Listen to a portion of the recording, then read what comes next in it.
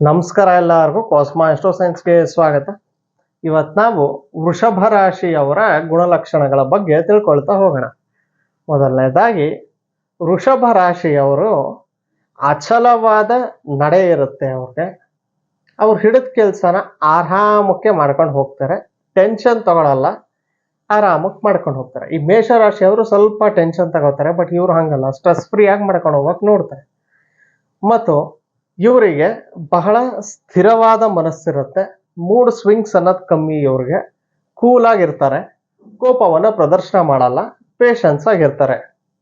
ಆಮೇಲಿಂದ ಇವರು ಒಳ್ಳೆ ಮಾತುಗಾರರು ಅಥವಾ ಸಿಂಗರ್ಸ್ ಕೂಡ ಆಗಿರ್ಬೋದು. ಇವ್ರನ್ನ ಸ್ಟೇಜ್ ಕಿಲ್ಲರ್ಸ್ ಅಂತ ಕರಿತೀವಿ. ಬಿಕಾಸ್ ಇವ್ರು ಬಂದು ಸ್ಟೇಜಲ್ಲಿ ಇವ್ರು ಮಾತಾಡೋ ಆಡಲಿ, ಯಾವ್ದಾರು ಡಿಬೇಟಲ್ಲಿ ಮಾತಾಡೋ ಆಡಲಿ ಅಥವಾ ಇವರು ಹಾಡಾರೋ ಹೇಳಿ, ಬಟ್ ಅವರು ಅದರಲ್ಲಿ ಆ ಸ್ಟೇಜ್ನ ಕಿಲ್ ಮಾಡಿರ್ತಾರೆ. ಬಿಕಾಸ್ ಇವರ ಮಾತಿನ ಜಾಣ್ಮೆ ಆಗಿರುತ್ತೆ, ಇವರ ಸಿಂಗಿಂಗ್ ಸ್ಟೈಲ್ ಆಗಿರುತ್ತೆ. ಮತ್ತೆ 4ನೇ ಪಾಯಿಂಟು, ಇವರು ಕಲಾ ರಸಿಕರು.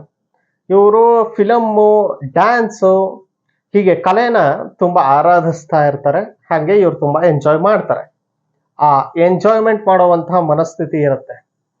ಮತ್ತು ಇವರಿಗೆ 11ನೇ ಮನೆ ಅಧಿಪತಿ ಗುರು ಆಗಿರೋದ್ರಿಂದ ಹಾಗೂ 8ನೇ ಮನೆ ಅಧಿಪತಿನೂ ಕೂಡ ಗುರು ಆಗಿರೋದ್ರಿಂದ ಯಾವ್ದಾರು ಲೈಫಲ್ಲಿ ಒಂದು ಸಲ ಅನಿರೀಕ್ಷಿತ ಧನಲಾಭ ಅನ್ನೋದಾಗತ್ತೆ, ಅದಂತೂ ಶತಸಿದ್ಧ. ಮತ್ತು ಇವ್ರು ಏನ್ ಮಾಡಬಹುದು, ಇವರ ಹಣಕಾಸು ಮತ್ತು ಸರ್ವ ರೀತಿಯಲ್ಲೂ ಇವ್ರಿಗೆ ಲಾಭ ಆಗ್ಬೇಕು ಅಂದ್ರೆ ಒಂದು ಮಹಾವಿಷ್ಣುವಿನ ಪ್ರಾರ್ಥನೆ ಮಾಡಬೇಕು. ಇವ್ರಿಗೆ 2ನೇ ಮನೆ ಅಧಿಪತಿ ಬುಧ, ವಿಷ್ಣುವಿನ ಪ್ರಾರ್ಥನೆ ಮಾಡಬೇಕು. ಹಾಗೆ ಗುರುವಿನ ಪ್ರಾರ್ಥನೆ ಮಾಡ್ತಾ ಬಂದಲ್ಲಿ ಇವರ ಹಣಕಾಸಿನ ಪರಿಸ್ಥಿತಿ ಬಹಳವಾಗಿ ಇಂಪ್ರೂವ್ ಆಗುತ್ತೆ, ತುಂಬಾ ಮುಂದೆ ಬರ್ತಾರೆ.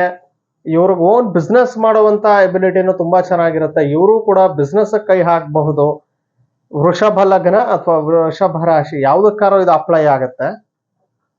ಇವರು ಕೂಲ್ ಆಗಿರೋದೇ ಇವ್ರಿಗೆ ದೊಡ್ಡ ಶಕ್ತಿ. ಏನಕ್ಕೆ ಅಂದ್ರೆ ಪೇಷನ್ಸ್ ಇಟ್ಕೊಂಡ್ರೆ ಏನ್ ಬೇಕಾರೋ ಗೆಲ್ಬಹುದು. ಅದನ್ನ ಇವ್ರು ನೋಡಿ ನಾ ಎಲ್ಲರೂ ಕಲಿಬೇಕು. ಇವ್ರಿಗೆ ಪೇಷನ್ಸ್ ಇರುತ್ತೆ, ಆದ್ರೂ ಇವ್ರನ್ನ ತಪ್ಪನ್ನು ನೋಡಿದಾಗ ಇವ್ರು ಕ್ಷಮಿಸಲ್ಲ. ಅವ್ರು ರಿಯಾಕ್ಟ್ ಮಾಡದೇ ಇರ್ಬೋದು, ಬಟ್ ಇವ್ರ ತಪ್ಪನ್ನ ಕ್ಷಮಿಸಲ್ಲ. ಸೊ ಇದೊಂದು ಗುಣ ಇವರಲ್ಲಿ ಇರುತ್ತೆ. ವೃಷಭ ರಾಶಿ ಒಂಥರ ಓವರ್ ಆಲ್ ಗುಡ್ ಅಂತಾನೆ ಹೇಳಬಹುದು.